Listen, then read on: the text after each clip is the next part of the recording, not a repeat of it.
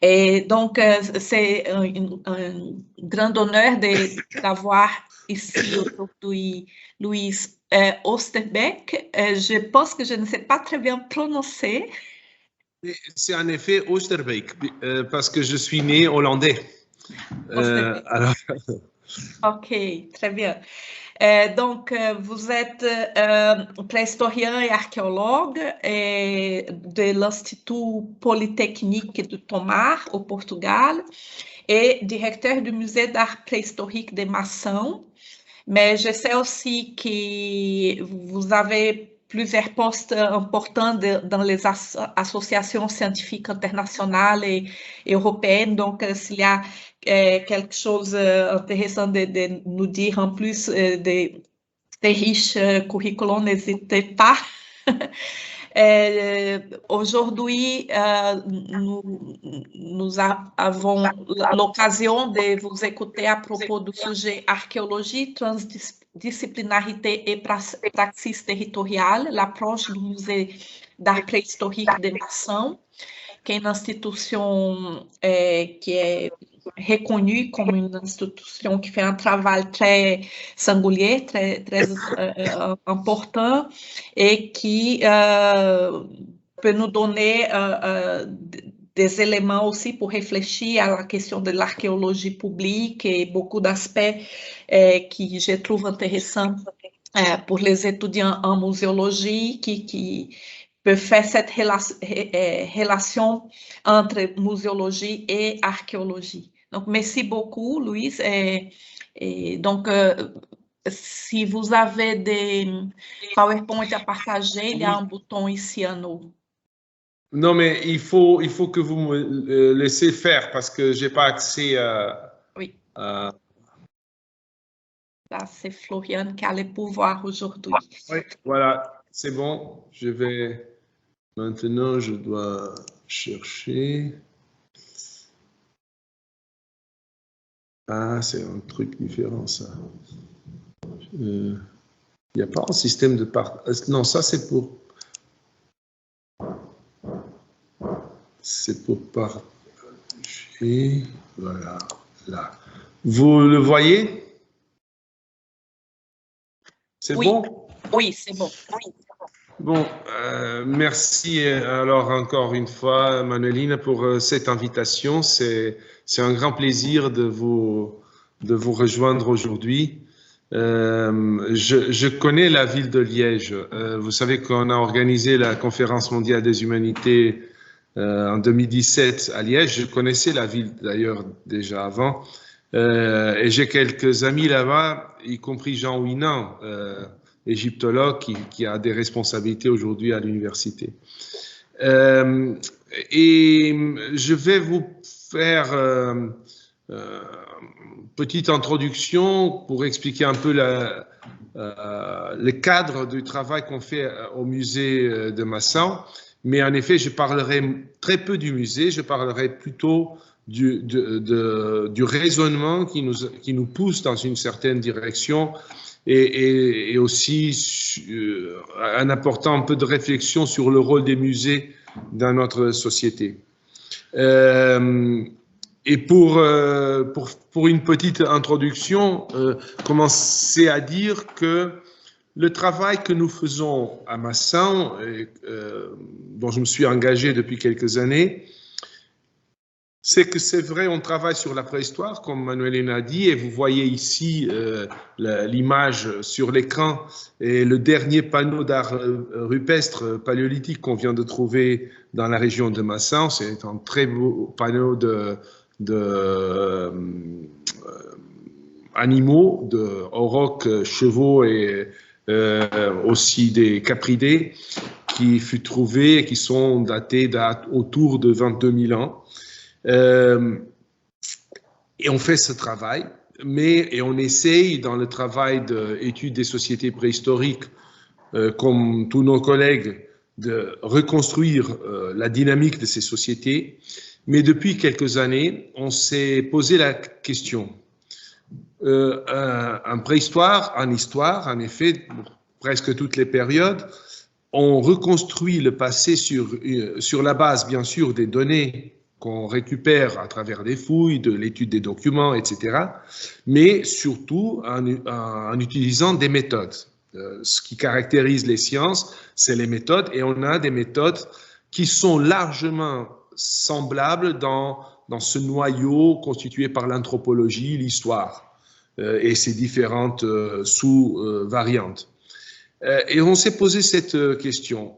Si les méthodes et l'encadrement théorique, interprétatif du passé fonctionnent avec largement la même fourchette d'analyse, n'importe quelle période, alors on devrait pouvoir interpréter, comprendre et agir dans notre société contemporaine avec la même fourchette. C'est-à-dire, on a commencé à penser, est-ce qu'on pourrait proposer, parce que qu'est-ce qu'on fait quand on fait de la préhistoire ou quand on fait de l'histoire médiévale, etc. On analyse le comportement humain et on analyse ce qu'on pourrait dire les conditions de gouvernance des sociétés. On parle aujourd'hui beaucoup de gouvernance, particulièrement en Europe, puisqu'il y a de plus en plus de l'instabilité, etc. Mais le problème de la gouvernance est le problème central qui se pose à n'importe quel regroupement humain. La gouvernance des familles, si vous voulez, la gouvernance des groupes de chasseurs-cueilleurs, la gouvernance des premiers paysans, et les techniques et les variables qui sont prises en considération sont normalement les mêmes. Et bien sûr, en préhistoire, il y a une dimension très, très importante qui nous échappe largement, j'y reviendrai, que c'est la dimension psychologique.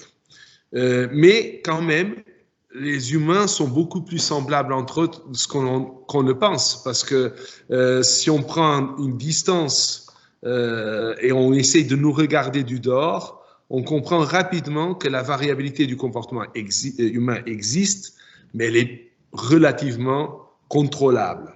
C'est pour cette raison qu'on arrive à faire des interprétations et des reconstructions du passé qui sont pas seulement vraisemblables, mais probablement voisines de ce qui s'est passé. Bien sûr, on n'arrive jamais à comprendre exactement ce qui s'est passé, mais on arrive très voisin de ça. Alors, on a commencé à réfléchir si on pouvait faire la même chose pour la société du présent, où disons, l'approche serait l'inverse, retirer des propositions, des variables qui mènent à faire des propositions de gouvernance, retirer tout ce que n'est pas encadrable dans la logique des sciences humaines, y compris les variables des sciences sociales, et exclure tout et faire sur la base de 3 grands groupes de disciplines. J'ai mentionné 2, histoire, anthropologie, et j'y mets archéologie bien sûr là-dedans, mais aussi la littérature. Là, on rentre dans le domaine des narratifs, des perceptions, etc.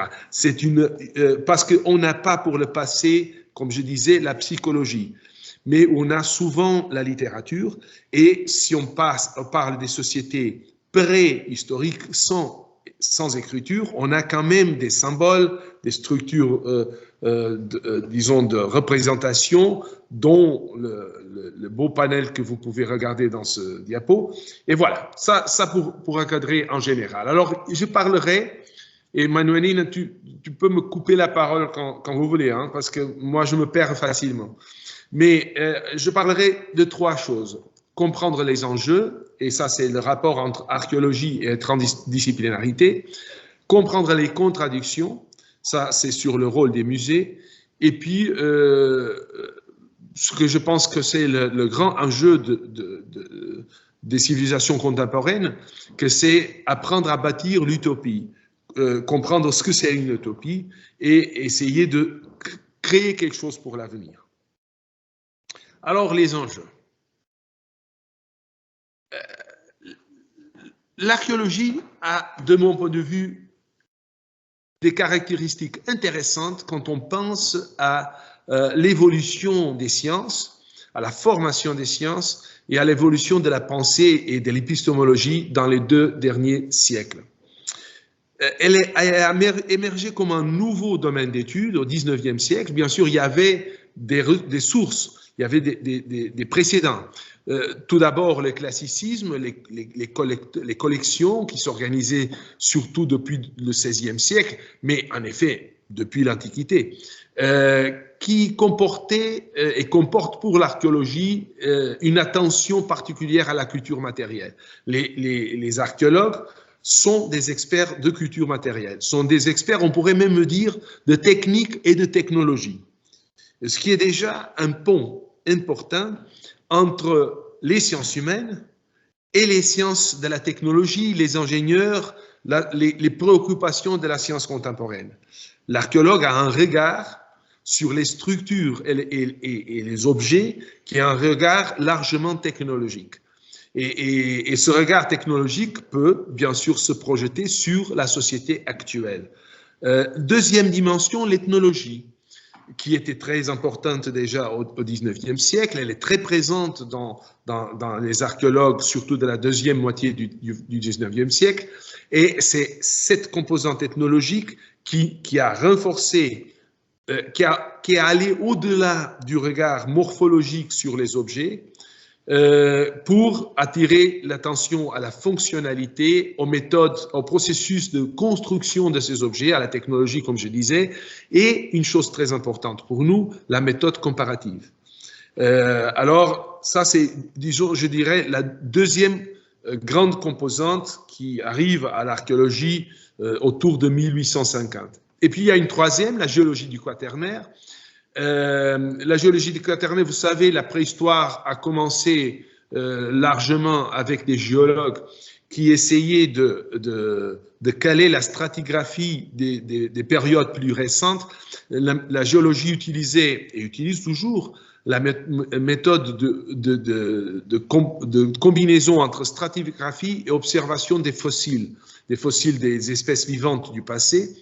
Alors, il y a un rapport très fort entre géologie, stratigraphie et paléontologie.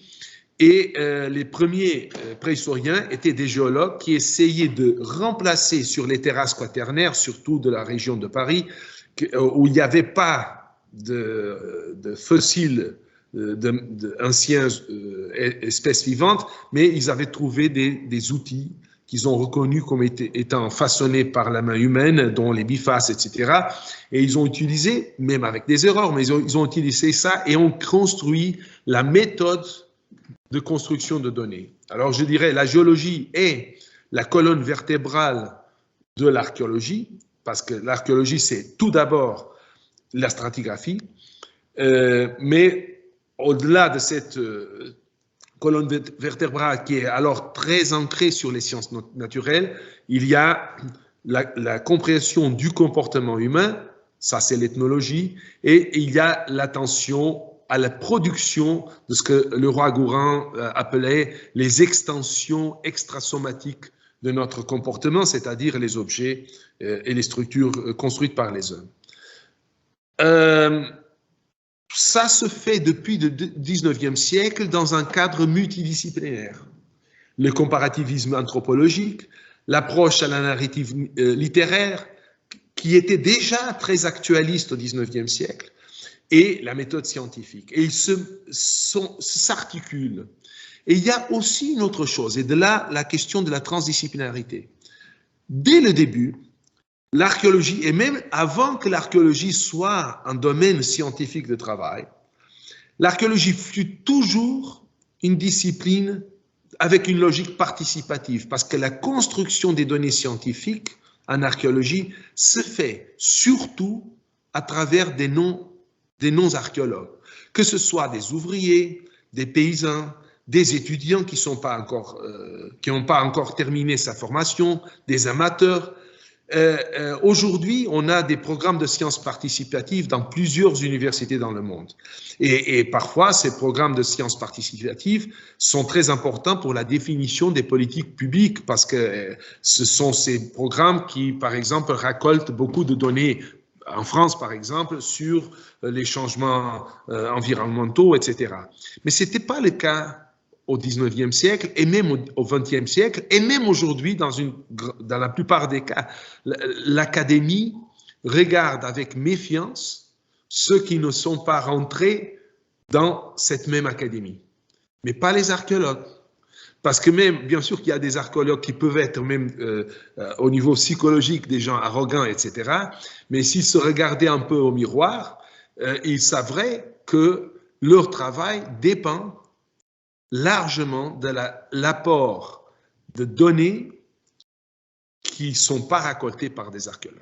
Alors, et la transdisciplinarité, c'est ça. C'est pas simplement l'interdisciplinarité, c'est la construction de ponts, de construction de connaissances ou de co-construction de connaissances avec la population.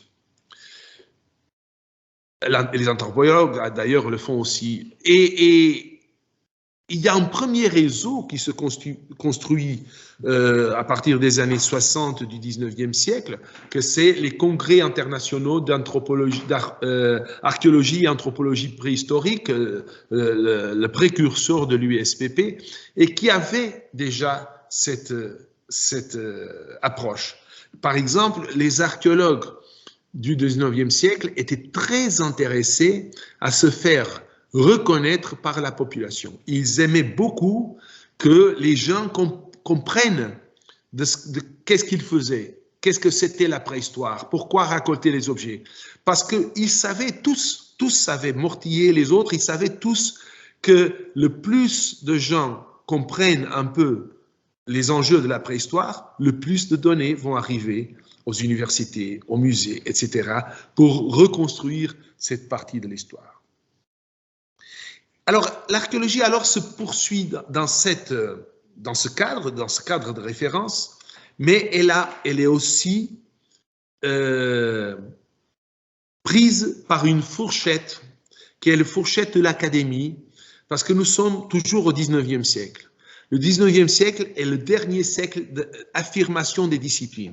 Tout ce que les savants du 19e siècle voulaient faire, c'était être des spécialistes.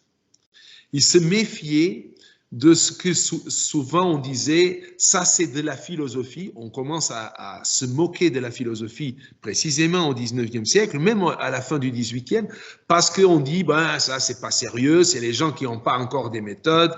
Vous connaissez probablement tous, parce que ce genre de discours reste même aujourd'hui à l'université malheureusement, mais au 19e c'était très fort.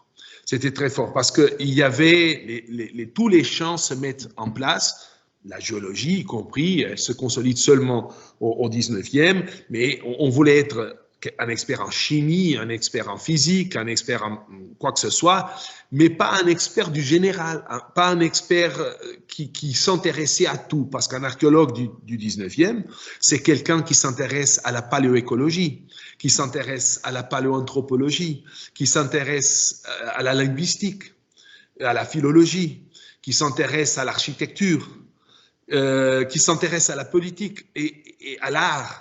Et les gens à l'université disent, ah, ça c'est des savants, c'est des gens souvent intéressants, qui disent des choses intéressantes, mais c'est pas de la science.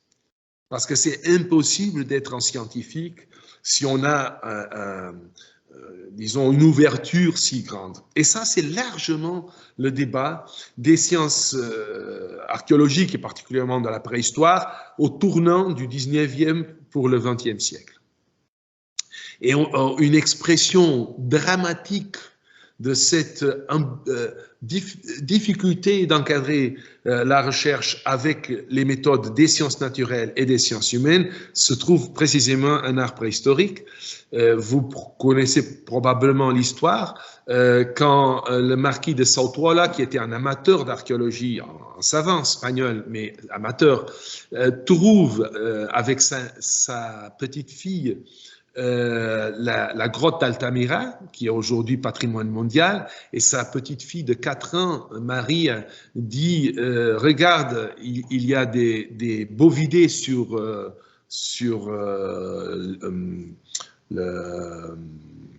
comment on dit, ce qui est au-dessus de nous.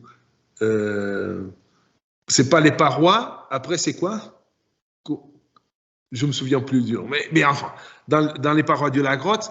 Et puis, il essaye de convaincre la communauté scientifique de cette découverte. Les grands noms de l'archéologie qui essayaient de plus en plus de se présenter, pas comme des curieux, mais comme des scientifiques, refusent de reconnaître l'ancienneté de la grotte Altamira. Et Southwell est décédé en chagrin parce qu'il avait été maltraité par les savants préhistoriens de son temps. Et puis, il y aura une demande de pardon en 1902 d'Émile Cartaillac, qui était le grand nom de l'archéologie préhistorique française, directeur du musée de Bordeaux, qui écrit une lettre post-mortem à la petite fille, Maria, qui était à ce temps-là déjà une femme, et qui s'appelle Mea culpa d'un sceptique. Et dans cette lettre, qui est une lettre très, très belle, Cartaillac demande pardon et il dit, mais vous voyez, nous avons des méthodes. Et toutes les méthodes qu'on pouvait utiliser nous disaient que c'était impossible que Altamira fût préhistorique. Mais bien sûr, dans les 20 ans suivants, se sont trouvés beaucoup d'autres cavités de grottes ornées, des objets d'art mobilier, etc.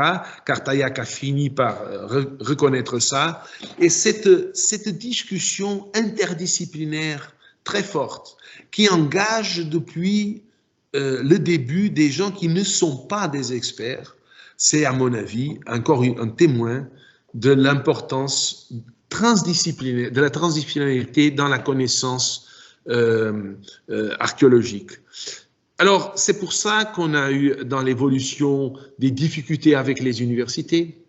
Il y a toujours très peu de postes pour les préhistoriens dans les universités et on va les trouver souvent dans les caves ou dans les bureaux les plus lointains, les moins visibles. Et curieusement, ça change depuis 20 ans maintenant pour ceux qui vont dans la ligne de l'archéologie scientifique de laboratoire. Aujourd'hui, on a des départements d'archéologie très visibles, en effet.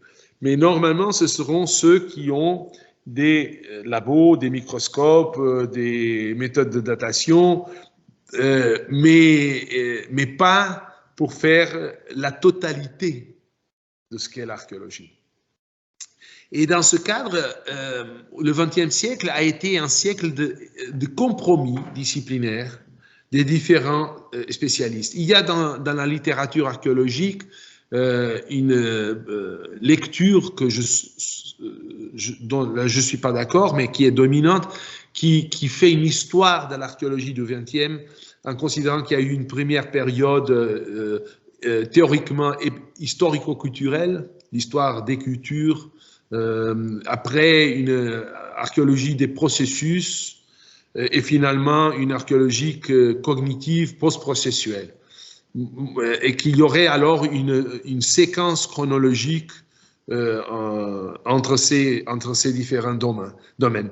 Moi, je ne crois pas du tout que ce soit une bonne interprétation. Je crois que l'archéologie du 19e avait en elle déjà toutes les composantes qu'on va trouver si on veut identifier certains archéologues comme étant historico-culturels ou processualistes.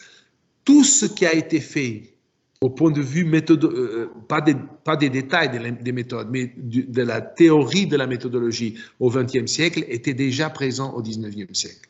La différence, c'est qu'au XIXe siècle, presque chacun des grands noms de l'archéologie faisait tout. Et au XXe siècle, il y a des choix. Le grand choix, c'est que l'archéologie européenne devient, parce qu'elle était ancrée dans la géologie, devient très largement intéressée au contexte géologique et aux séquences historiques, la stratigraphie, etc., alors que l'archéologie américaine est devenue plutôt anthropobiologique parce que là, l'anthropologie fut plus importante, et nous le savons aussi, dans le cadre surtout des États-Unis, il n'y avait pas d'intérêt d'approfondir l'histoire, parce que l'histoire en Amérique serait ou bien l'histoire des colons, et ça n'intéressait pas au nouveau pouvoir américain, ou alors l'histoire indigène, et ça ne les intéressait pas aussi. Alors le début, la grande discipline des sciences humaines en Amérique fut toujours et reste aujourd'hui l'anthropologie. Mais ça, c'est des compromis. C'est pour ça qu'on va trouver des départements d'archéologie et des cours de licence, de master d'archéologie aujourd'hui partout dans le monde, parfois dans les facultés des sciences humaines, parfois dans les facultés des sciences naturelles, souvent dans des départements d'histoire, mais aussi dans des départements d'anthropologie et aussi dans les départements de géologie, parfois même dans les départements de physico-chimie. C'est plus rare, mais ça existe. Ça montre encore une fois la grande diversité et les spécialisations qui se consolident à travers le XXe siècle. L'étude des adaptations du vivant, l'étude de la culture matérielle et la paléoethnologie qui sont les trois grandes dimensions. À partir des années 30, les anciens congrès d'anthropologie et archéologie et anthropologie préhistorique terminent, et après, en 1931, commence l'Union internationale des sciences préhistoriques et protohistoriques, qui reste jusqu'aujourd'hui. Et d'ailleurs, le congrès de 2001 de cette union fut à Liège, à l'université de Liège, coordonné par le professeur Marcel Hoth. Après la Deuxième Guerre mondiale, on a toujours cette apparence de discussion épistémologique, mais je pense qu'il y a surtout un clivage. Et le clivage est-ce que une discipline qui est organisée autour d'une méthode, bien sûr d'un corpus méthodologique, ou est-ce que l'archéologie est un carrefour de disciplines autour d'une problématique?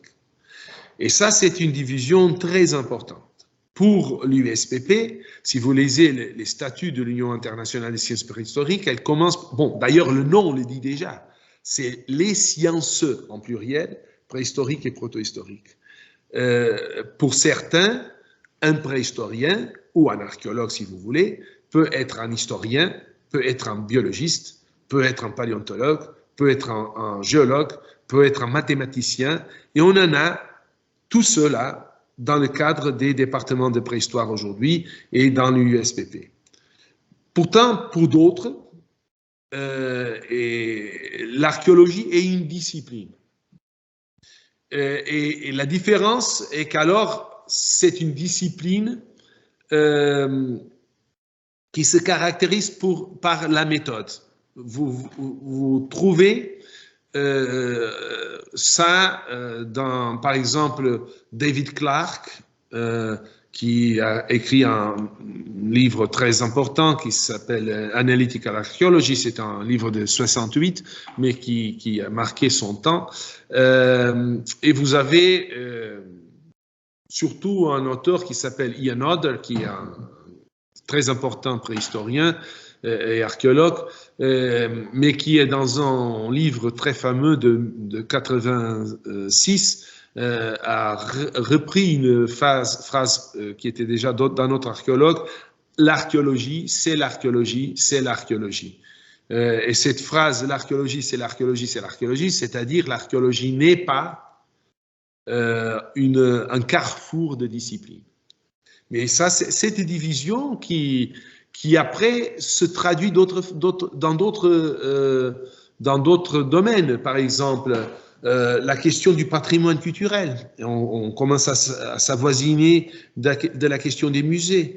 Est-ce qu'un musée, est-ce que la gestion du patrimoine est une gestion à partir des problématiques de la société contemporaine et qui part du constat que le patrimoine, c'est une approche qu'une société vivante fait de son passé, c'est-à-dire le patrimoine n'est pas le passé, c'est un choix social sur le passé, ou est-ce que le musée doit être pas, disons, une fenêtre du patrimoine, mais une fenêtre de la science, et dans ce cas, bien sûr, préserver le côté patrimonial des collections, mais bâtir le discours muséologique, non pas sur les préoccupations du patrimoine, mais sur les connaissances issues de la recherche scientifique en histoire, anthropologie, etc.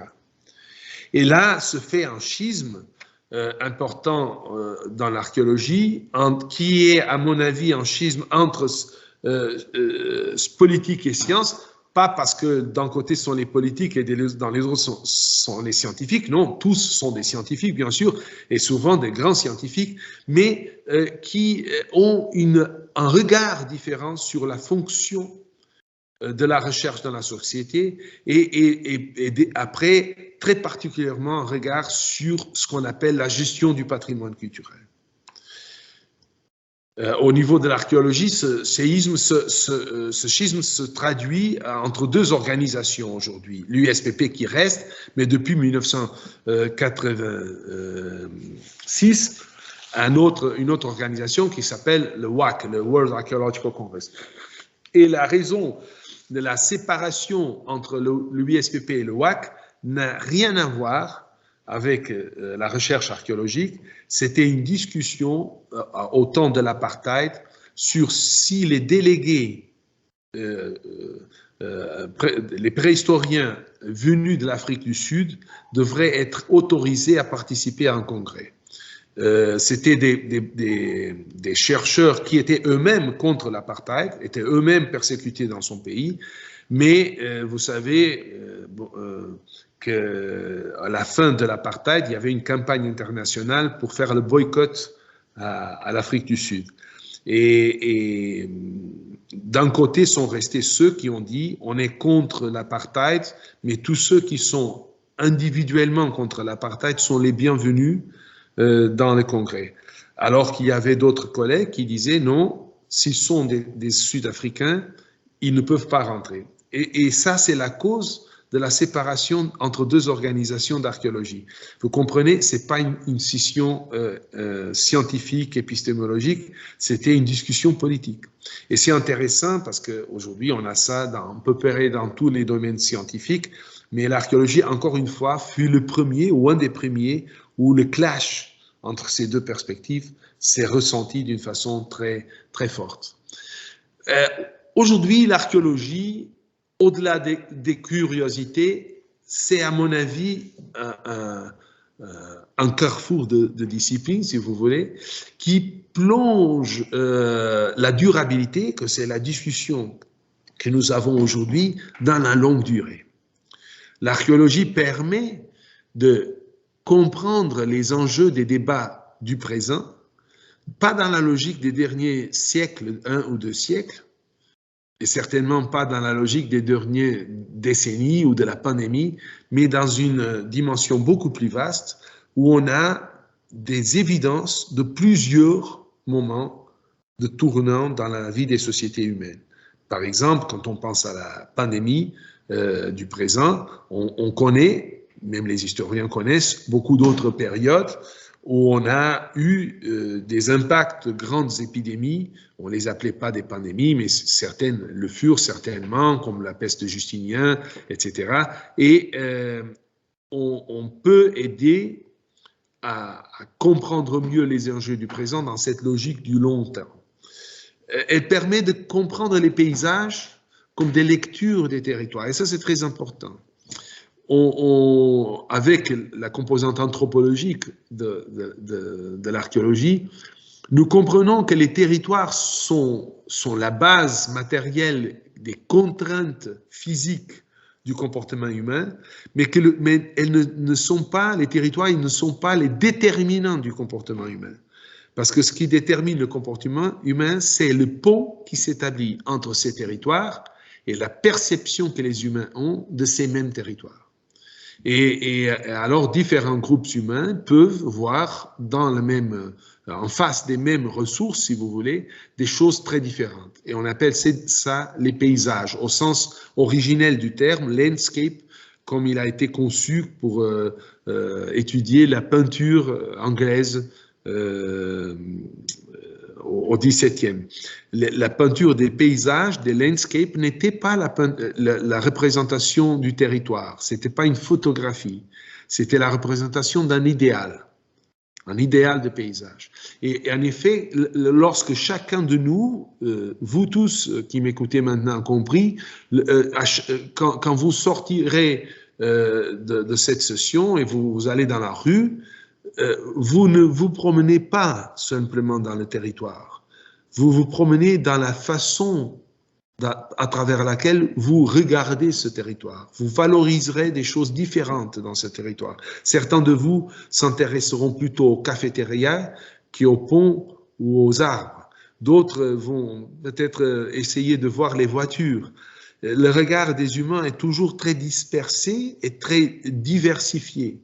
Et cela amène les humains à prendre des décisions, à faire des options, à définir des priorités en fonction de leurs propres besoins qui sont divers. Alors, cette approche au paysage est très importante à mon avis, et l'archéologie permet de revisiter ça dans le passé et de revisiter aussi des notions sur l'avenir des sociétés du passé. Comment est-ce que ces sociétés pensaient l'avenir? Alors, je vous donne simplement un exemple. La plupart des gens aujourd'hui pensent que l'Amazonie, c'est une forêt vierge, une forêt naturelle. On le dit, le dernier grand sanctuaire du forêt tropicale. Pourtant, les scientifiques ont démontré que les populations indigènes, depuis des millénaires, font la manipulation de ce forêt. On a aujourd'hui l'Amazonie, largement aussi parce que à côté de beaucoup d'autres espèces qui font aussi l'aménagement du forêt, les humains ont par exemple coupé certains arbres, planté d'autres, et ils l'ont fait, je dis, il y a aussi au moins 2-3 000 ans, peut-être même avant, mais on a des dates, on sait exactement qu'au moins depuis 3000 ans, ils le font. Et on parle de quels humains?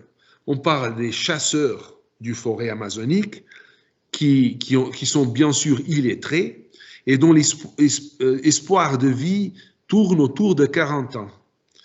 Ils ont planté des arbres qui prennent parfois 1 siècle, 2 siècles, 3 siècles pour se développer.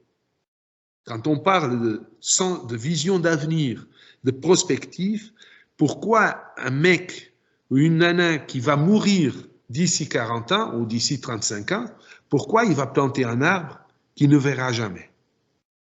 Ça, c'est quelque chose de très intéressant. Ça montre, ça, c'est la grande caractéristique qui a expliqué, disons, le succès de l'espèce humaine. Et on risque aujourd'hui de perdre, parce que on a déjà passé des périodes comme ça dans le passé, nous sommes dans une période où on est très intéressé à ce qui va se passer dans les prochaines 10 minutes. Et ça, c'est la mort de l'espèce. C'est pas grave parce que c'est aussi la sélection naturelle. Il y aura d'autres, ceux qui pensent pas comme ça. Je dois accélérer parce que sinon je vais traîner sur ces ponts.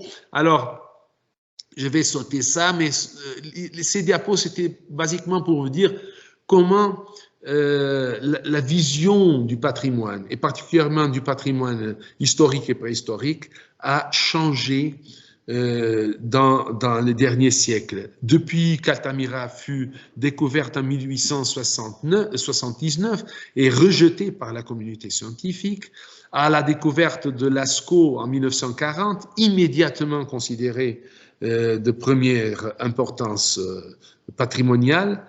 Les grands travaux d'Abou Simbel pour le barrage du Nil en Égypte, qui affectait les grands monuments du temps de Ramsès II et d'autres, et dont la politique, avec le soutien de l'UNESCO et de plusieurs pays, fut de enlever tous ces grands monuments et les remettre ailleurs. Et puis finalement, la dernière image, c'est la grotte de Fočkoa, la vallée de Fočkoa, patrimoine mondial, découverte en 1900 1994 et qui est le processus de classification patrimoine mondial le plus rapide jamais à l'UNESCO, 18 mois entre le dépôt de la première demande jusqu'à l'approbation finale. Et Fočkoa, le grand débat à Fočkoa fut: est-ce qu'on peut construire le barrage exactement comme on l'a fait avec le Nil, c'est-à-dire on enlève les roches, et ce que vous voyez dans la photo là, c'est pas une roche gravée, c'était un expériment que les ingénieurs avaient fait pour démontrer que c'était possible d'enlever l'art et le mettre ailleurs et construire le barrage. Mais le rejet social très important qu'il y a eu à ce temps-là, c'est qu'il faut préserver la vallée telle qu'elle est. Il faut préserver l'art dans son contexte naturel. Et ça, c'est un changement de paradigme dans la société. Alors, je pense que ce diapo sommarie un peu ce que j'ai dit avant. L'archéologie, au point de vue épistémologique, fait utilisation de l'induction et de la déduction. Elle utilise les méthodes des différentes sciences. Elle souligne l'unité du divers. Elle amène la conscience de l'incertitude. Elle rejette les conclusions finales. Elle sait que des nouvelles découvertes peuvent rapidement bouleverser les interprétations, les certitudes acquises avant. Et dans ce cadre, au niveau académique, l'archéologie a aidé à approfondir la méthode.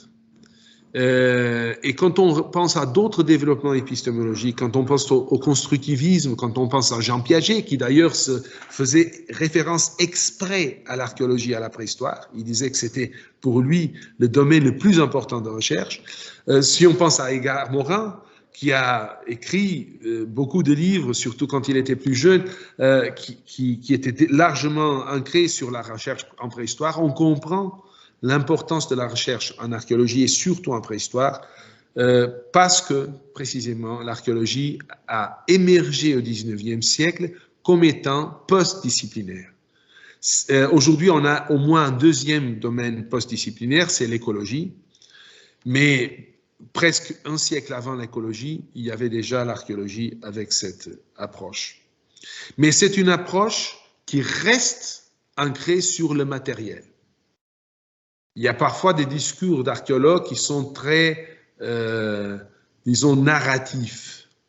Mais la question, c'est que la spécialité de l'archéologue, c'est le matériel. L'archéologue sait que tout ce qui est immatériel, intangible, est perdu.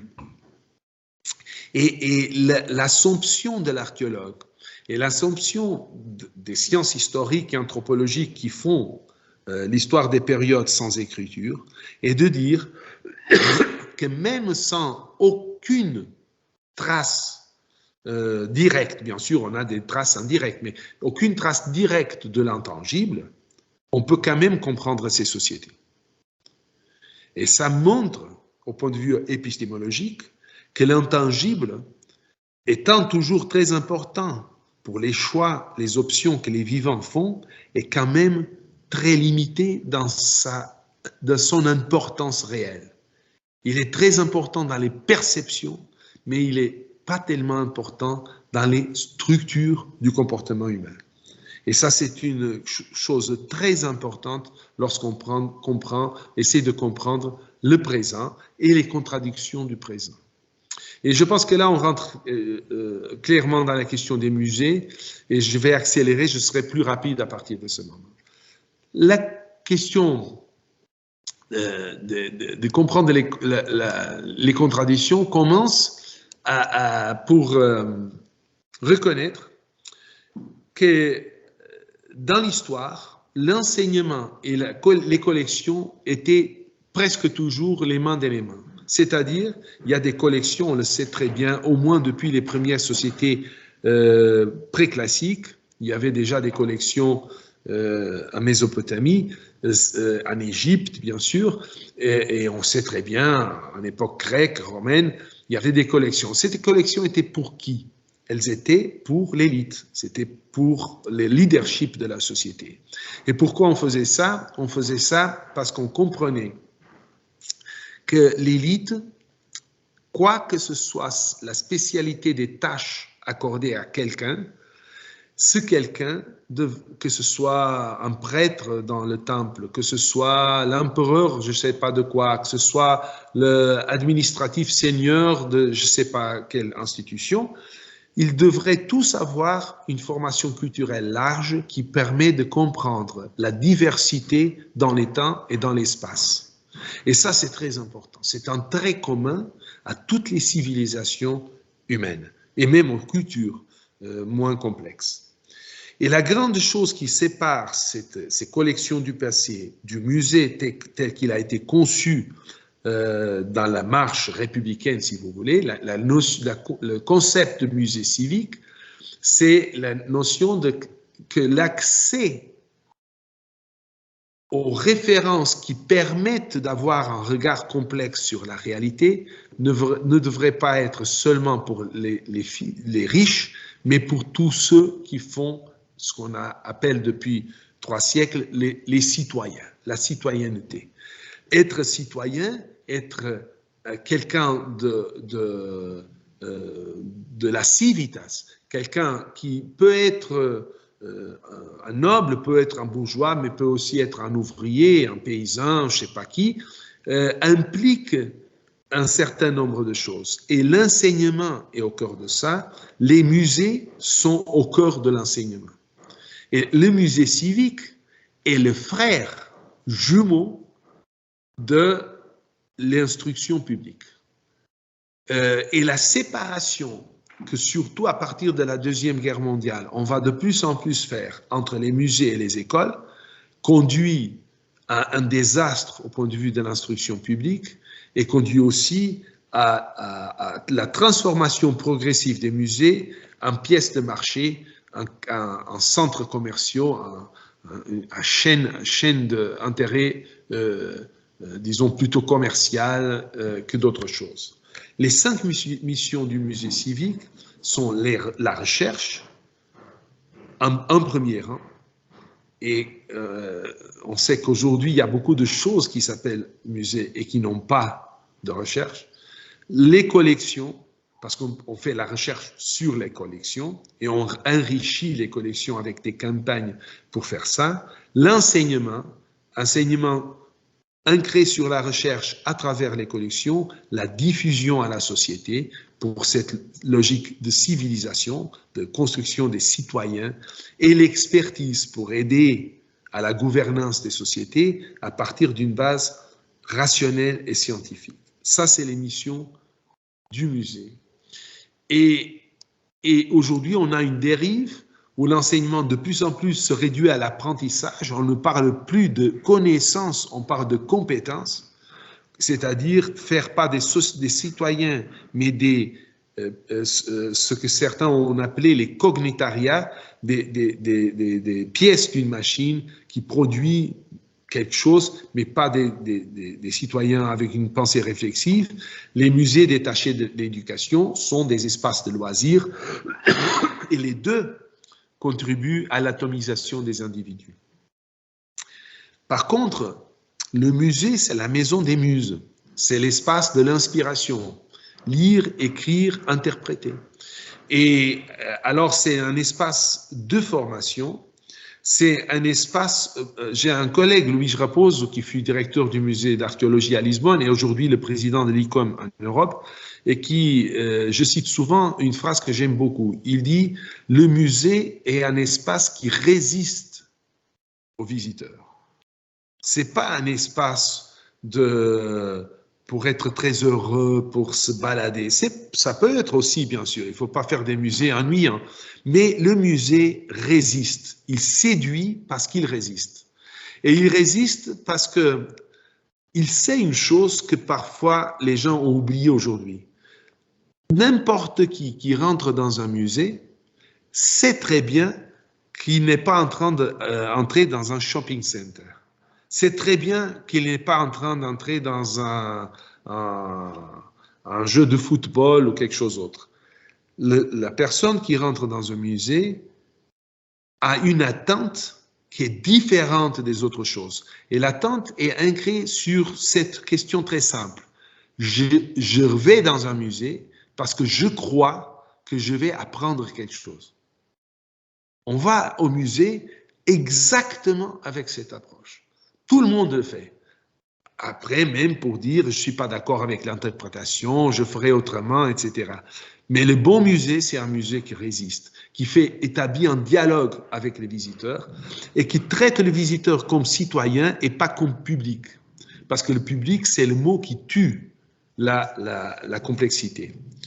Aujourd'hui, on a un changement qui est plutôt fonctionnel, économique. Les étudiants deviennent des clients de l'enseignement. Et d'ailleurs, ils payent pour aller à l'école et à l'université. Et les musées sont largement perçus par beaucoup, je ne dis pas les professionnels, mais beaucoup comme d'autres choses. On dit qu'il faut mettre en valeur le patrimoine et mettre en valeur pas au niveau cognitif, parce que si c'était au niveau cognitif, je suis totalement d'accord, mais on parle souvent de le grand succès des musées parce qu'on a reçu 18 millions de visiteurs ou quelque chose. La contribution des musées pendant la pandémie, elle fut dans le contexte d'apporter aux gens des réponses sur des choses qu'ils ne connaissaient pas. Ce que les musées ont apporté fut un bonheur ancré sur la connaissance. Et ceux qui ont pris les musées comme des pièces de marché sont très inquiets aujourd'hui parce que les grands musées ont très peu de visiteurs. Mais la question, c'est que on n'a pas besoin d'avoir beaucoup de visiteurs. On devrait avoir toute la population, c'est vrai, mais toute la population, pas pour gagner beaucoup d'argent, mais pour aider à cette formation citoyenne. Et finalement, bâtir l'utopie. Je pense que la préhistoire, l'archéologie, mais particulièrement la préhistoire, est au cœur d'une civilité scientifique et humaniste. C'est ça l'enjeu, si vous pensez. Quand on écoute et on est un peu effrayé de personnes comme Donald Trump ou Bolsonaro au Brésil, c'est qu'on comprend qu'il y a un discours qui n'est plus de gauche ou de droite, mais qui est basiquement un discours anti-science, anti-logique, anti-raison. Mais souvent, le discours de la science et de la raison dans notre société est aussi un discours très autoritaire. Prenons le cas du développement durable et comment certains experts en écologie, etc., et en durabilité disent « il faut faire comme ça parce que sinon c'est la fin du monde ». Ça, c'est un discours millénariste qui n'appelle pas au raisonnement des gens, il appelle à la peur. Et l'appel à la peur, c'est l'appel toujours des dictateurs, même quand ils ne se rendent pas compte de ça.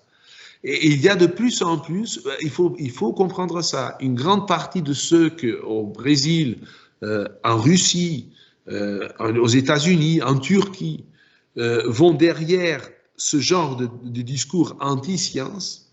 C'est pas que ce sont des gens radicaux qui veulent tuer tout le monde ou des imbéciles qui croient que la planète est un disque plat et n'est pas ronde. Non, c'est des gens qui sont dégoûtés d'un discours scientifique autoritaire. Le discours scientifique autoritaire n'est pas la science. Et la préhistoire, l'archéologie aide précisément à faire le pont entre les sciences naturelles, parce que c'est la nature de ce champ de travail, et les sciences humaines, le discours humaniste, la complexité qu'apporte l'anthropologie, l'histoire, la littérature, etc. Et comme le musée, ça c'est une image du musée de Mansart, on regarde les collections comme la base de l'accumulation, de la possibilité de transmission et aussi de possibilité de transformation des connaissances. Le musée est un espace de dialogue. Il faut discuter avec les visiteurs. Il faut leur montrer et leur dire sur la base de ça et des méthodes qu'on a, on est arrivé à ces conclusions. Qu'est-ce que vous pensez? Et souvent, les gens vont dire des choses qu'on dit, bon, mais ça a été démontré, il y a dans le passé des gens qui ont passé comme ça, mais aujourd'hui, on a d'autres évidences, et ça aide les gens à devenir plus robustes. Est-ce que c'est très important de savoir que les animaux que je vous ai montrés dans le premier diapo sont datés de 20 000 ans ou 22 000 ans? Non, ça, c'est pas très important. C'est important pour ceux qui aiment, bien sûr, c'est important pour ceux qui étudient, il ne faut pas donner les chiffres erronés, mais pour la société en général, c'est pas grave. C'est pas grave si vous croyez que c'est bon de savoir que Leonardo da Vinci n'était pas contemporain de Jésus-Christ, par exemple. Ça, c'est une information utile. Mais finalement, le plus important, c'est que le moment que le visiteur sort du musée, il puisse regarder ce qui est autour de lui et se dire, eh, voilà, peut-être que ce que je regarde et ce que je vois n'est pas exactement comme j'avais pensé. Peut-être qu'il y a des éléments que je n'ai pas considérés. Peut-être que je peux regarder cette réalité d'une autre façon. Et peut-être, par exemple, une chose importante en histoire, c'est qu'on ne fait pas de jugement moraliste sur le passé. L'histoire n'est pas sur les bons et les mauvais. Elle est sur les conflits, mais comment ils ont été surmontés et comment les perspectives des uns et des autres sont articulées. L'histoire, c'est même l'histoire de la capacité de surmonter les clivages avec de nouvelles synthèses. Les citoyens qui les comprennent ne voteront jamais pour les extrêmes, parce qu'ils comprendront que l'avenir ne fut jamais construit sur ça. La Révolution française, serait pas possible sans Robespierre et Danton. Mais le paradoxe, c'est que la consolidation de la Révolution française, c'est Napoléon, l'empereur. Et cette dialectique de l'histoire, qui est aussi la dialectique des familles, que c'est l'expérience des citoyens dans leur vie individuelle, mais qu'ils hésitent à transporter pour la société. Les sociétés traditionnelles, pourtant, le faisaient très bien et le font toujours. Quand on regarde les communautés traditionnelles, les communautés indigènes, ils ont bien sûr des conflits, ils ont bien sûr des contradictions. Et la gestion qu'ils font, c'est l'incorporation de la pensée dialectique, même s'ils n'ont pas suivi une école, même s'ils n'ont pas un doctorat en philosophie. Alors, intégrer les collections dans la société, on le fait en archéologie largement à travers l'expérimentation. L'archéologie expérimentale est un champ de recherche scientifique, mais là, l'expérimentation, vous voyez ici quelques images, ça c'est nos programmes éducatifs et on fait archéologie qu'on a reconstruit, vous voyez là la reconstruction d'une cabane paléolithique, on le fait avec toute la rigueur scientifique, c'est une réplique aussi réaliste que possible d'une cabane du paléolithique supérieur, mais les gens participent et à travers le geste, ils apprennent mieux à faire les choses. L'image à droite, c'est une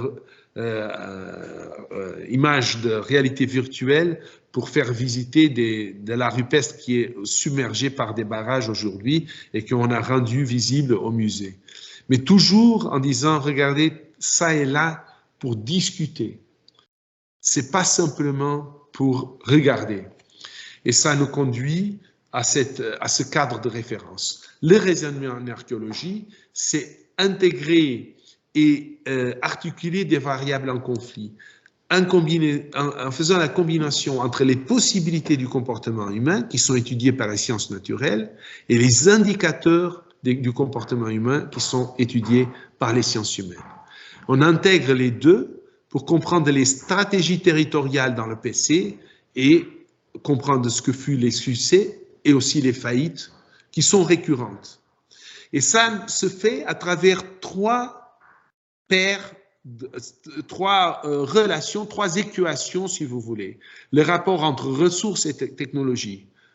On peut faire tout ce qu'on veut.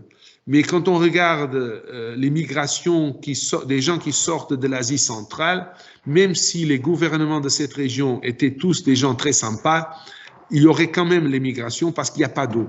S'il n'y a pas de ressources, on est foutu. Après, il y a une question de technologie. La technologie augmente le potentiel des ressources et il multiplie. C'est pour ça qu'il y a beaucoup de gens qui vivent en Israël, c'est parce qu'Israël dépense beaucoup d'argent en technologie. On pourrait le faire peut-être ailleurs. Après, c'est pas clair si ce serait durable. En deuxième relation, c'est la logistique et l'accessibilité socioculturelle, c'est-à-dire la logistique, c'est établir, rapprocher les besoins humains des ressources.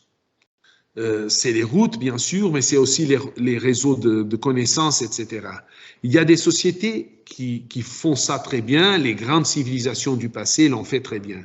Certaines civilisations, pourtant, avaient une distribution de l'accès logistique très participative. L'Empire romain, qui était un empire, c'était pas proprement une démocratie, mais l'Empire romain donnait accès au noyau de ses ressources à tout le monde. Ça, c'est la logique de l'Empire. Faire citoyen même aux autres peuples. On peut comparer, par exemple, avec les Mayas en Amérique centrale. Les Mayas, c'est un empire aussi, et qui avait des connaissances scientifiques parfois encore plus poussées que les Romains. Les Mayas furent les seuls, avant le temps présent, à faire un calendrier avec 365 jours, plus un à chaque 4 ans. Ils avaient compris très très bien, c'est les seuls avant le XXe siècle à le savoir. Quand l'Empire romain s'est effondré, le partage qui existait dans la société, l'accessibilité socioculturelle a permis de préserver ces connaissances. Une partie avec les populations du nord de l'Afrique, d'autres en Europe, etc. Et on connaît bien l'histoire, ça s'est regroupé un peu pendant la modernité. Les Mayas sont tombés à la fin de leur empire en préhistoire encore une fois. Et si vous allez aujourd'hui au Yucatan et vous visitez les Mayas, ils vivent au néolithique. Et pourquoi? Parce que les élites des Mayas ne partageaient pas la connaissance. Et ça, c'est une chose très, très importante, l'accessibilité. Question, aujourd'hui, tout le monde parle du 5G, de la digitalisation, etc. Qui, entre vous, dans cette salle, entre nous, sait comment le faire? Si demain, on va avoir un collapse, et un archéologue vous dira, c'est pas une question de si, mais c'est une question de quand, la grande question, c'est est-ce que les connaissances très poussées de notre civilisation vont se préserver comme à la suite de l'Empire romain, alors que la production des connaissances était accessible à beaucoup, ou est-ce qu'elles vont se perdre comme à la suite de la chute des Mayas? Finalement, il faut faire la gestion des conflits face au dilemme. Ça, c'est la gouvernance. C'est la troisième grande variable des sociétés. Comment faire face au dilemme, incorporant les contradictions. Les sociétés plus petites le font à travers la fission sociale, c'est-à-dire un groupe se divise pour ne pas faire la guerre civile. Après, d'autres font la concentration avec des créations des lois, des mécanismes de régulation, ce qu'on appelle aujourd'hui l'état de droit. Et ces trois groupes de variables, c'est ce qui nous permet d'étudier une société du Paléolithique supérieur ou une société du XXe siècle. C'est exactement la même chose. À ces trois variables s'ajoute une quatrième dimension, c'est le temps, l'histoire. Quand nous partons, nous qui sommes vivants aujourd'hui dans cet enjeu, nous sommes aussi les porteurs des connaissances des millénaires précédents. On sait aujourd'hui beaucoup de choses et ça détermine aussi notre comportement. Alors, la vision que nous avons au musée de Masson, c'est ça. C'est essayer d'intégrer, de produire des connaissances avec les gens qui viennent au musée à travers l'intégration ancrée sur l'expérimentation et la réflexion. Et ça permet, on espère, d'intégrer le patrimoine dans une logique de transformation. Et je vous laisse, avec cette avant-dernière image. Vous avez au sommet un moulin de production d'énergie qui est assis sur un site fortifié de l'âge du bronze et du fer, une enceinte fortifiée que nous fouillons. Et vous avez sur les pentes une installation artistique qui a été faite par un artiste de Roumanie, aussi archéologue, qui fait la réplique de ce que pouvaient être les murailles dans le versant de ce château préhistorique. That's all, folks. Merci. Je reste maintenant à votre disposition. Merci. Merci.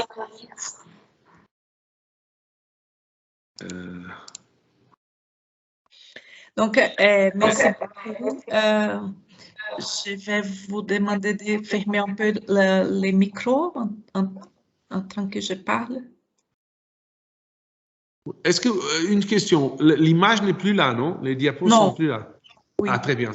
C'est bon maintenant. Bon, merci beaucoup. C'était vraiment très riche, très intéressant et provoque beaucoup de réflexions qui vont certainement continuer avec nous pendant les prochains jours. J'ai trouvé spécialement intéressante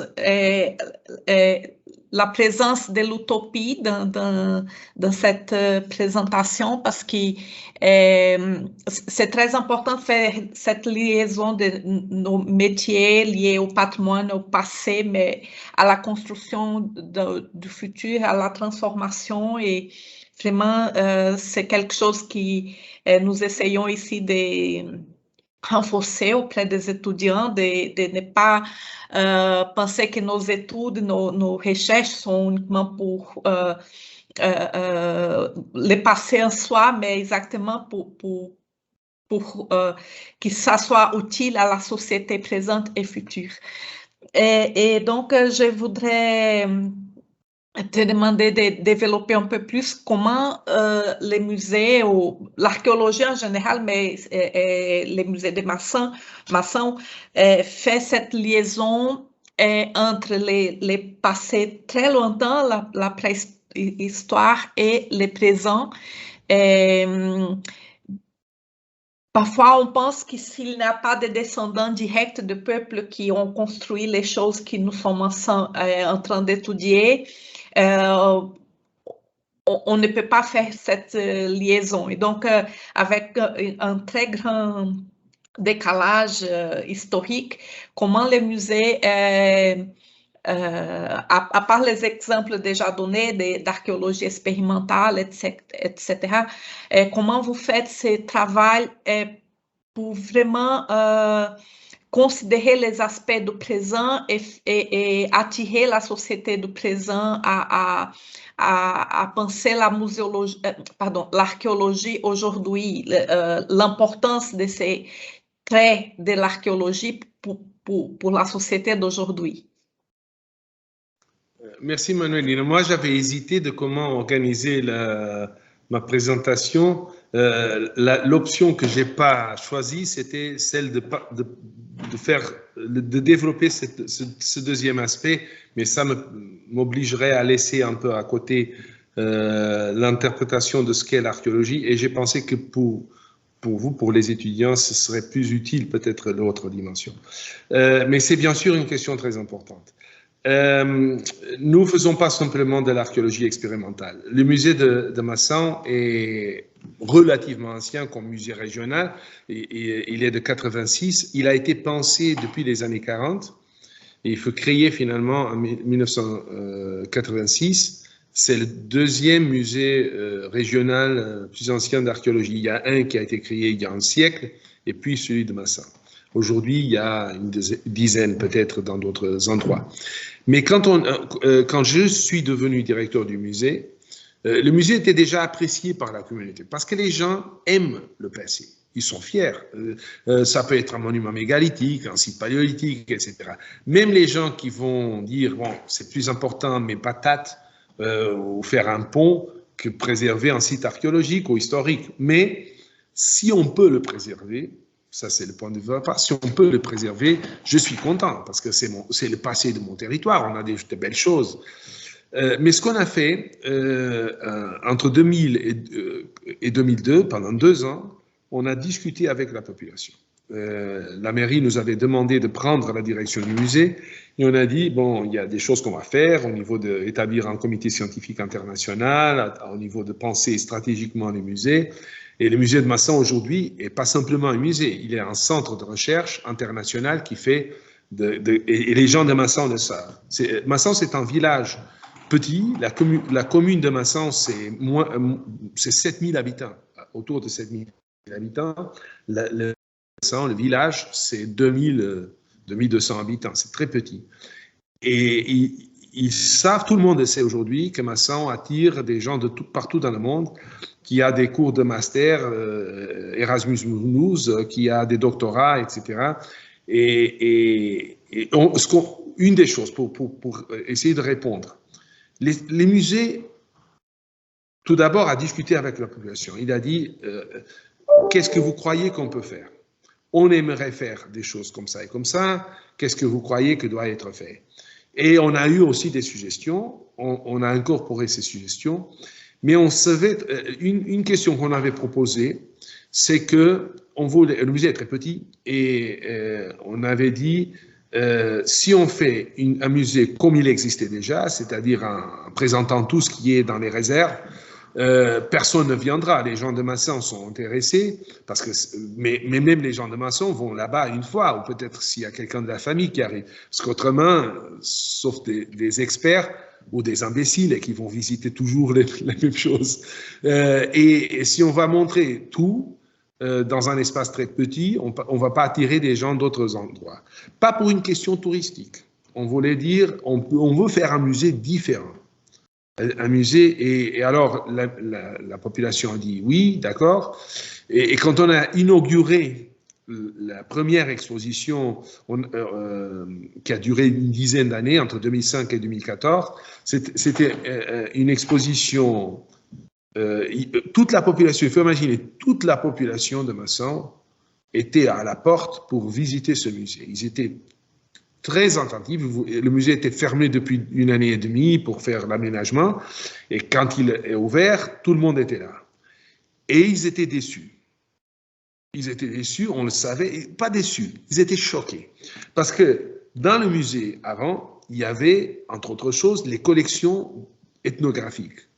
Une des choses que j'ai enlevées du musée furent les collections ethnographiques. J'ai fait une exposition, j'ai enlevé le romain, j'ai enlevé le Moyen-Âge, j'ai enlevé l'art religieux, et j'ai fait une exposition qui s'appelait, en portugais, tu le comprendras, Manuelina, un risco na paisagem, uma paisagem em risco. Un trait dans le paysage, c'était les traits de la rupestre, et un paysage en risque, parce que le mot risque fonctionne, trait, on le dit risco aussi en portugais. Alors on jouait avec les mots en disant, les premières sociétés au début de l'Holocène avaient les mêmes discussions qu'on a aujourd'hui. Les premières populations de chasseurs-cueilleurs, il y a 7, 8, 9 000 ans, vivaient une période de réchauffement climatique. Les animaux qu'ils étaient habitués à chasser n'étaient plus. Ils ne comprenaient rien parce que ils étaient des sociétés orales et toutes leurs connaissances étaient transmises certainement à travers des chansons, des mnémoniques qui parlaient des grands bisons, des grands aurochs, de toute la faune qui était partie, qui parlait des grandes plaines dépourvues de végétation, alors que maintenant il y avait des arbres partout. Alors, ils étaient complètement confus. Et alors, on faisait un discours, je ne vais pas reprendre l'exposition, mais pour vous dire, on a fait ce discours. Et après, on a joué sur le fait que cette exposition a attiré 150 000 visiteurs à Massan. Alors, si vous pensez à 150 000 personnes qui tombent pendant 10 années, hein, mais qui arrivent quand même dans un village de 2000 personnes, ils ont compris que le musée, c'est une autre chose. Et on a fait avec ce musée ce qu'on appelle les espaces de mémoire qu'on construit dans différentes paroisses et qui ont repris les collections ethnographiques. Alors aujourd'hui, les gens ont leurs collections ethnographiques muséographiées avec eux et on dit des choses comme ça. Sur la préhistoire, c'est nous qui connaissons. Alors, on ne vous demande pas, à vous, les gens du village, comment on doit présenter des sites néolithiques ou médiévaux. parce que vous n'avez pas de connaissances là-dessus. Par contre, sur les choses de vos parents et de vos grands-parents, on fera exactement comme vous voulez. Et aujourd'hui, on a une relation de confiance totale avec la communauté. Deuxième partie de la réponse à ta question. Est-ce que le musée doit se faire porteur des revendications de la société contemporaine? Est-ce que sa contribution pour l'utopie, c'est de présenter des possibilités d'avenir ou pas? Moi, je ne pense pas. Je pense que la contribution du musée à cette discussion, c'est pas de faire ce que parfois, d'une façon un peu méchante, j'appelle la propagande des musées, qui réplique d'une façon, je dirais, un peu naïve, l'idée qu'on peut éduquer le peuple sur ce qu'il veut faire dans l'avenir. Ça, c'est jamais passé dans le passé. Je pense que ça ne se passera pas aujourd'hui. Le but du musée, c'est que les gens soient plus cultivés, qu'il y ait un raisonnement plus complexe. Et si on les expose à la complexité de la science, si on les intègre, parce qu'aujourd'hui, les gens viennent participer aux activités du musée, etc., ils comprennent que les choses ne sont pas évidentes. Ils comprennent la logique des dilemmes. Et ils font des choix. Et je te réponds, c'est ma dernière chose pour te répondre. Quelle est la différence? La différence, c'est que l'extrême droite fasciste a pris 15% de voix dans la région, dans toutes les communes, entre 15 et 20% des voix, dans les dernières élections locales. À Massan, ils ont eu 3 ou 4%. Alors, pourquoi? Parce que le discours simplifié ne pénètre pas dans une communauté de citoyens. Et après, les citoyens peuvent être de gauche, de droite, ils peuvent penser que l'avenir sera... Je m'en fous, c'est pas... Bon, je m'en fous. Moi, j'ai des options personnelles et je les cache pas. Je suis plutôt de gauche que de droite. Mais ce que je ne veux pas, c'est que la société soit gouvernée par des imbéciles. Parce que je sais que l'avenir est complexe. On ne sait pas qu'est-ce qui va fonctionner. Et aujourd'hui, on parle de démocratie, mais plus important que la démocratie, c'est qu'une société ait des débats. Même les sociétés non démocratiques avaient des débats. L'Empire romain, c'était toujours en discussion. Même des périodes plutôt complexes, comme la période de Napoléon, il y avait quand même un peu de discussion. Et si on pense qu'on n'a pas de débat en Chine aujourd'hui, c'est parce qu'on n'a rien compris. Il y a des débats partout, tous les jours, en Chine. Et souvent, il y a plus de débats dans ces endroits qu'on en a ici en Europe. Parce que, bon, en Chine, si tu ne vas pas en prison, au moins, tu restes dans le parti. Et dans le parti, il y a beaucoup de positions différentes. Et tu peux discuter. Et tout le monde sait une chose. On ne peut pas... il n'y a aucun sens de rester hors de la discussion. Ce qui caractérise les mouvements radicaux et les réseaux sociaux de ce genre, c'est le refus de la discussion. On n'écoute plus que ceux qui sont d'accord avec nous. Et le rôle du musée, c'est exactement le contraire. Si on fait ça, on aura de meilleurs scientifiques, on aura des meilleurs écrivains, on aura des meilleurs citoyens. Voilà. Merci. Est-ce que les étudiants ont des questions à poser? Celles qui sont timides pour mettre les caméras peuvent écrire dans le chat. En train que vous préparez vos questions, je mets une autre petite question à propos du travail éducatif en dehors de l'âge scolaire. Parce que dans le discours était très clair la défense des liaisons entre les musées et l'enseignement. Mais donc, comme je travaille beaucoup avec l'idée d'éducation permanente, je voudrais savoir si les musées adoptent ce genre de concept et dans la pratique, comment ils réalisent. Absolument oui. Massan fait part aujourd'hui du réseau UNESCO des sciences, des villes de l'apprentissage. Mais en effet, c'était l'UNESCO qui nous a invités de proposer la candidature parce qu'ils avaient connu notre projet. Depuis 2015, le programme stratégique de Massan, de la ville de Massan, de la commune, a identifié 2 axes de développement, y compris la dimension économique. Un, c'est le forêt, c'est une région de tradition de forêt. L'autre, c'est l'enseignement. Et l'enseignement est reconnu comme un des 2 piliers économiques.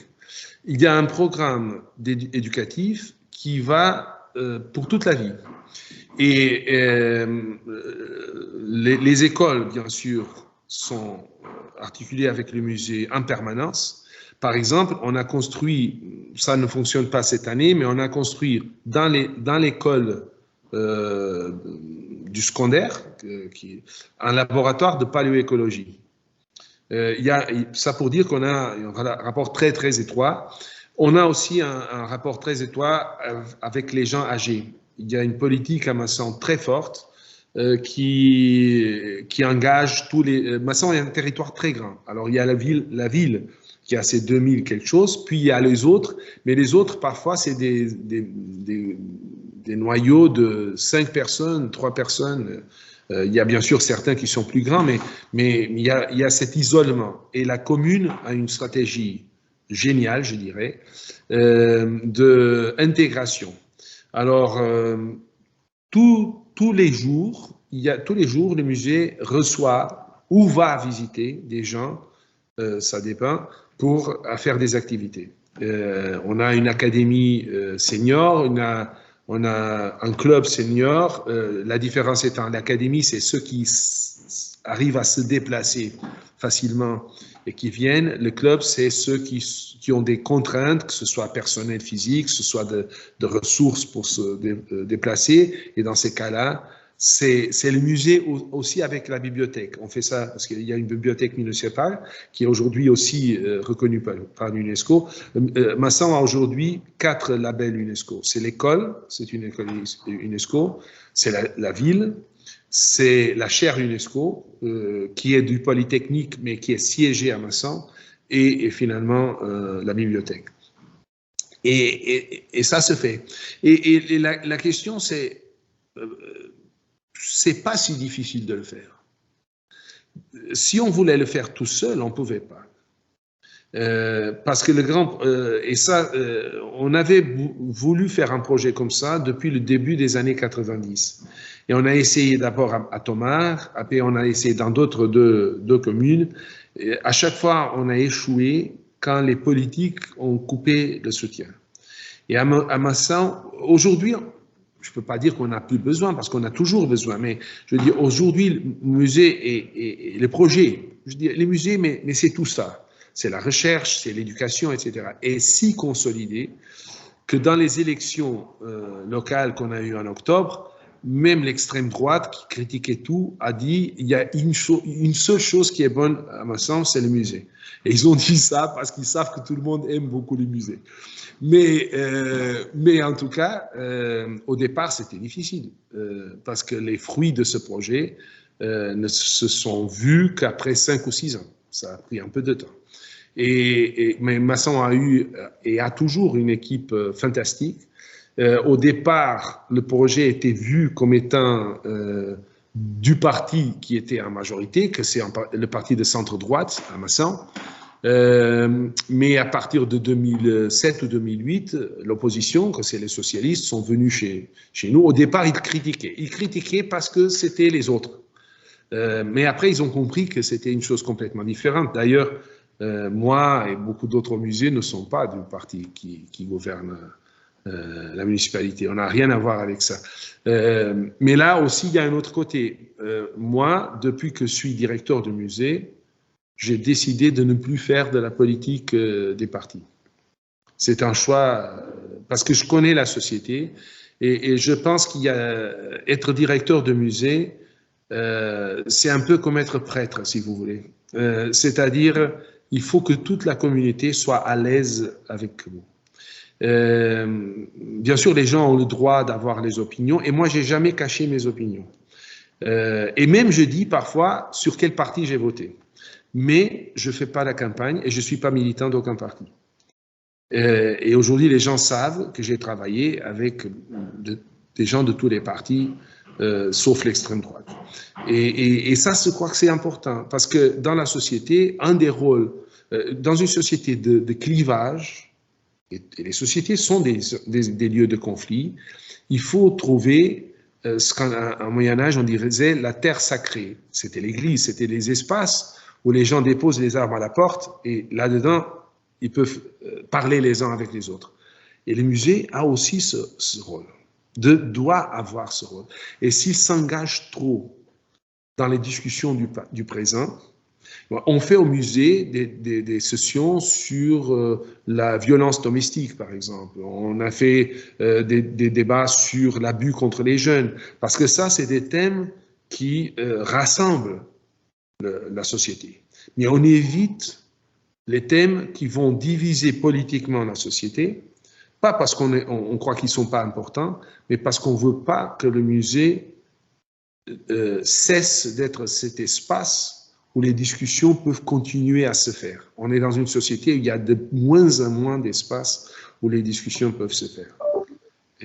C'est un choix. Je ne dis pas que c'est parfait, mais c'est notre choix. Ok, merci. Et donc, les étudiants, des questions?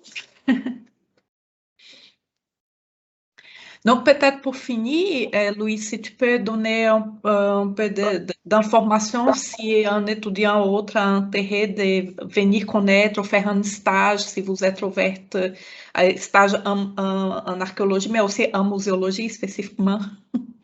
Oui, bien sûr, nous sommes heureux d'accueillir. On reçoit beaucoup d'étudiants qui viennent faire des stages, travailler avec des projets.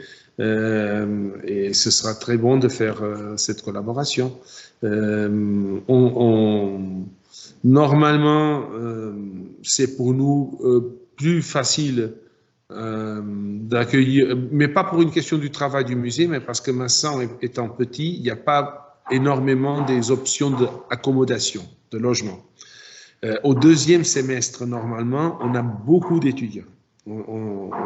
Et on a un peu moins au premier semestre. Et puis bien sûr, en été. Mais si c'est pendant les périodes des études, période entre octobre, février, est plus facile pour nous. Mais ça ne veut pas dire qu'on ne va pas recevoir des gens en deuxième semestre. C'est aussi possible, c'est seulement la logistique. Par contre, pour vous, le deuxième peut être plus intéressant parce que le deuxième est tout complètement centré sur la gestion du patrimoine culturel. Les cours de master que nous faisons. Alors, parce que nous faisons un master Erasmus Mundus d'ICLAM sur la gestion des paysages culturels et des conflits. Et ce master, à chaque semestre, ils sont dans une autre université. Ils font l'université de Saint-Étienne en France, le premier semestre, ils font le deuxième semestre chez nous. Alors à partir de fin février, mars, ça dépend des années, ils arrivent et ils restent jusqu'en juin, juillet. Ok, merci beaucoup. Donc, on termine ici.